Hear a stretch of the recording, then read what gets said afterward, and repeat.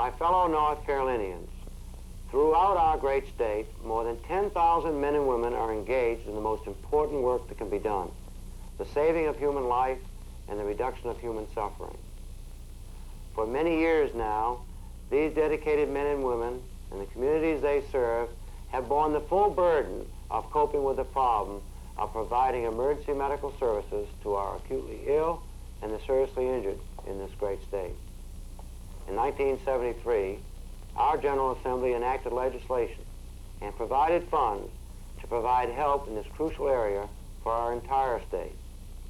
This film provides us with an opportunity to share with you where we have been, where we are now, and where we hope to be in order to improve the quality of emergency medical services in North Carolina.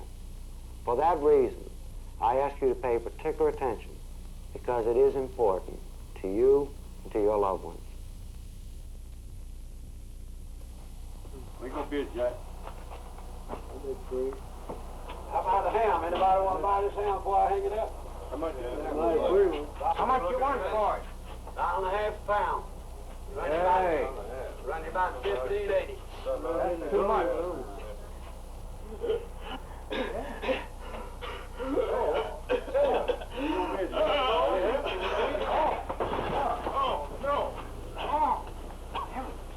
We better call an ambulance.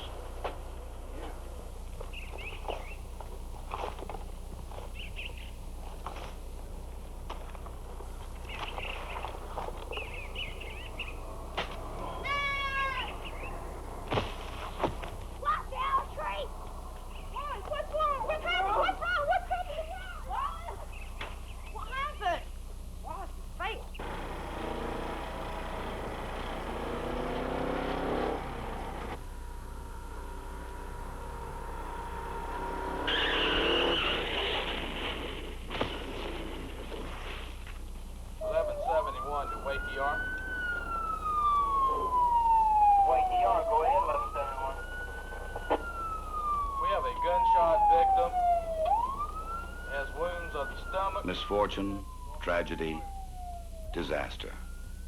The darker sides of living which, with a certain inevitability, seem always to happen along just in time to ruin a day or wreck a life.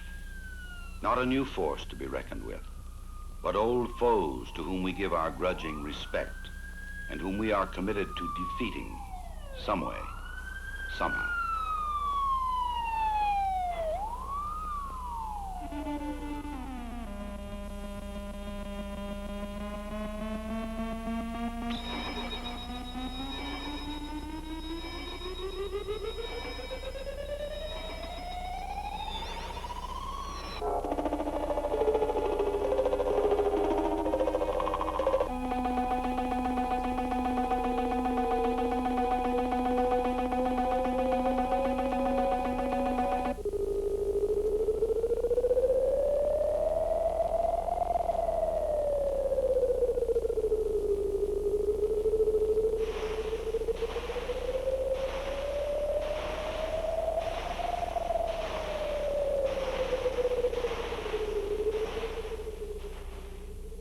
Where there's a will, there's a way. The early settlers who first came to the flatlands, the rolling hills, and the high country of North Carolina brought with them this profound credo. Over the years, it not only has sustained them, but enabled them to flourish. Reinforcing that credo is another powerful and fundamental attitude, summarized and immortalized in the phrase, "You do for yourself or you do without." Where there's a will, there's a way. Do for yourself or do without. Two simple phrases that to a large degree embody the perspective of a people. In our commitment to defeating or at least reducing the effects of misfortune, tragedy, and disaster, North Carolina has been guided in large part by the philosophy embodied in those simple phrases. In a civilized, complex, and humane society, there simply must be a system to provide help to persons suffering from acute illness or serious accidents. For generations, this was our system in North Carolina. For generations, funeral homes provided most of our ambulance services. But during the period of jolting change accompanying the decade of the 60s, many funeral homes discontinued their ambulance services and concentrated on providing funeral services. The trend swept the state, creating consternation and confusion. In that period of adjustment, many communities found that the adage, "where there's a will, there's a way," was still viable. One of those who has observed closely the way in which communities have coped with the new realities of a new era is F. O'Neill Jones, former state senator from Wadesboro and chairman of the North Carolina Emergency Medical Services Advisory Council. During the dark days of World War II, Winston Churchill, speaking of the vital role of the members of the Royal Air Force, said, "Never has so much been owed by so many to so few." That statement might well describe the situation in North Carolina in the mid-1960s as a relatively small group of men and women rose to a unique challenge, and they provided services desperately needed by communities throughout this state. Many of those early rescue squads and volunteer units operated with poor equipment and with very little training. They did the best they could with what they had, and there are people alive today who wouldn't be alive if it were not for the contributions of volunteers who saw their duty and did it. They saw their duty and did it. Case in point, the small eastern North Carolina town of Wendell.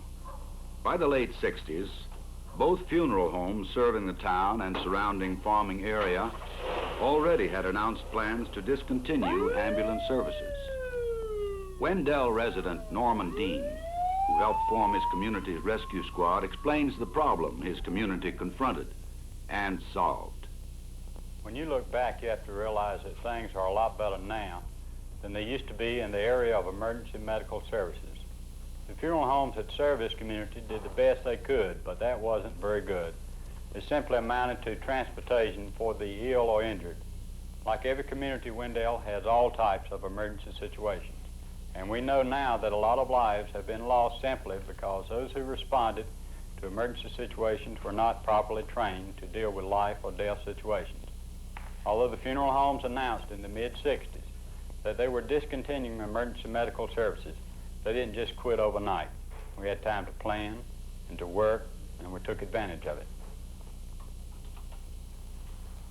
In its early days, the Wendell Rescue Squad had no modern vehicles such as this. Squad members felt fortunate in being able to purchase an old postal truck and convert it into an ambulance of sorts. It was a start, though, and over the years, the community, mostly on its own, has continued to improve its emergency medical services in many ways. Back in, a little closer to the dam. Among its array of modern equipment are boats and special rescue tools to deal with drowning, and a special hydraulic extractor to free victims of severe automobile crashes.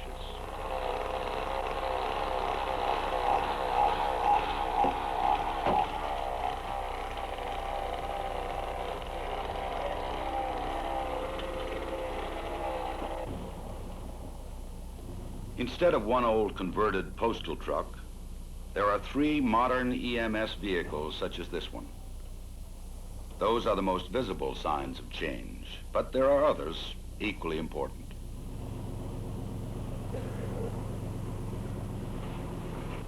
Throughout the course, you'll be averaging a few hours with physicians and a great many hours with practical exercises.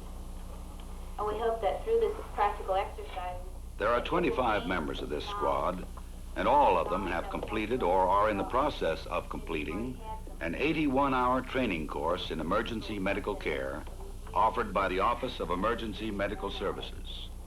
the EMT is a vital link. It connects the hospital, connects your squad, connects the people. Not every community has made this much progress or has approached its EMS problem in the same manner, of course. In some areas of the state, the responsibility for providing emergency medical services rests with local government. This unit, which serves one of the most populous regions of the state, has earned high marks from the medical community for the quality of its service. 15 to 20 or something like that.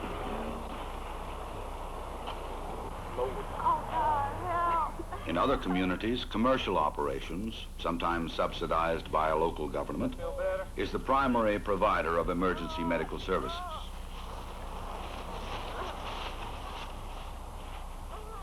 A state as large and as diverse as North Carolina can accommodate and frequently profit by many different solutions to similar problems.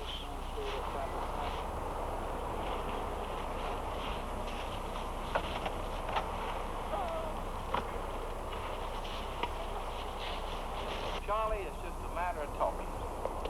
These legislators... As a state senator, O'Neill Jones was in a key position to help improve emergency medical services throughout North Carolina. We've got a problem telling them about it, understanding the As problem. the chairman of a special legislative study commission, the Anson County lawyer participated in a study of emergency medical services available in the state. At the same time, an additional study was being conducted for the Governor's Highway Safety Coordinating Office. The conclusions of both studies provided cause for alarm. Researchers found that no region of North Carolina had adequate, acceptable emergency medical services. In a nutshell, the situation was simply not enough equipment, not enough personnel, not enough training for those EMS personnel who were at work. Confronted with hard proof of grim conditions, the 1973 General Assembly took decisive action. It enacted legislation providing for the establishment of one of the nation's first state EMS organizations, an agency whose purpose was not to replace the efforts of local EMS groups, but to aid, assist, and complement in important and far-reaching ways the work of dedicated volunteers and others at the local level. At the outset, $750,000 was appropriated to the Office of Emergency Medical Services.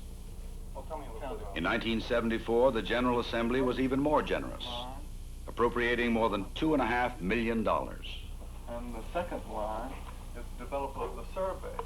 Why did we need a special office of emergency medical services?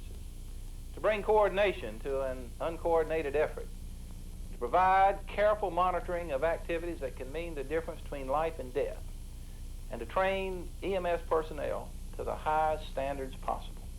All of those goals haven't been achieved fully, of course, but significant progress has been made in a relatively short period.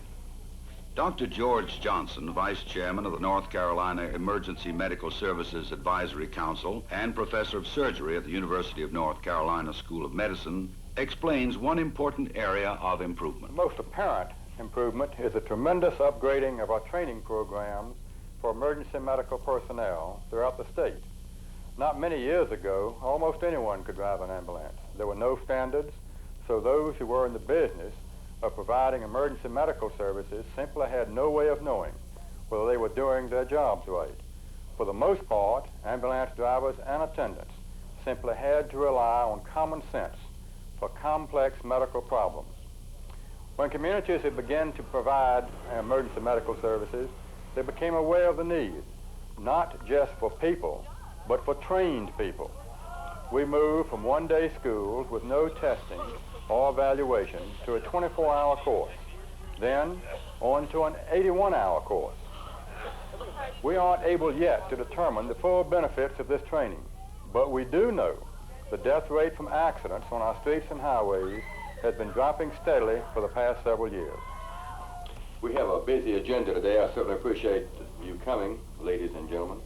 I thought we might start off today with a report on the mobile training lab, Tom. With adequate funding and a commitment at the highest level of government, North Carolina moved rapidly on many fronts to improve emergency medical services. As a first step, a team of highly qualified EMS specialists was recruited from throughout the nation.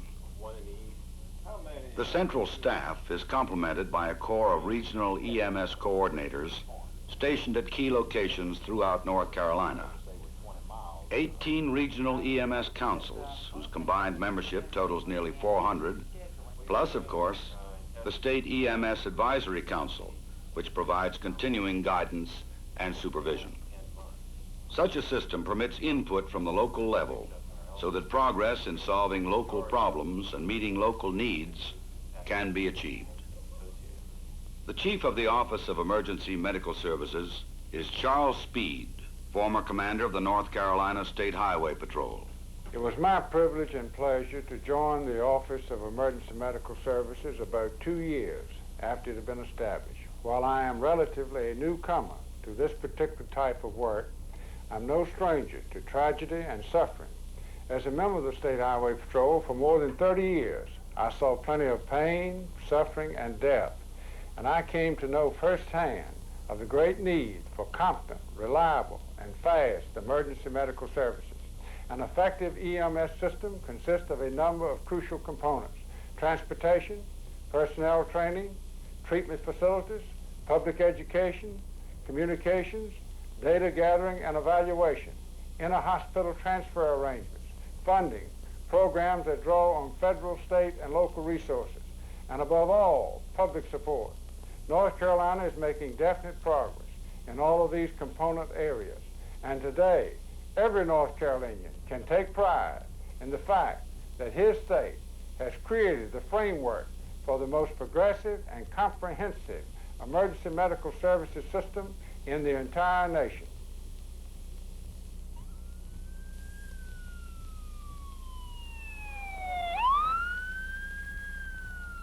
North Carolina has made progress in all component areas during the past 2 years. More progress is anticipated in coming months and years. One important goal is to assure that every ambulance vehicle in use in North Carolina meets minimum standards of design, construction, equipment, maintenance, operation, and cleanliness.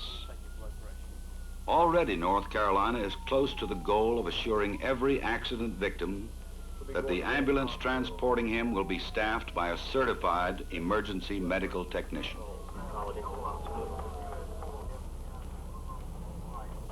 Very soon, every hospital in the state will be classified as to its capability for providing emergency medical care, and every ambulance crew will have that information in order to prevent delivery of a patient to a facility that cannot provide the needed care. Very soon, a series of emergency treatment centers will be identified and developed so that every accident victim will be within reasonable reach of an appropriate facility. And of course, continued improvements will be sought in communication systems and in the establishment and enforcement of proper training and performance standards for all EMS personnel. Certainly those old foes, misfortune, tragedy, and disaster, will not soon be eliminated. For now and time to come, we must contend with their presence and their potential for harm.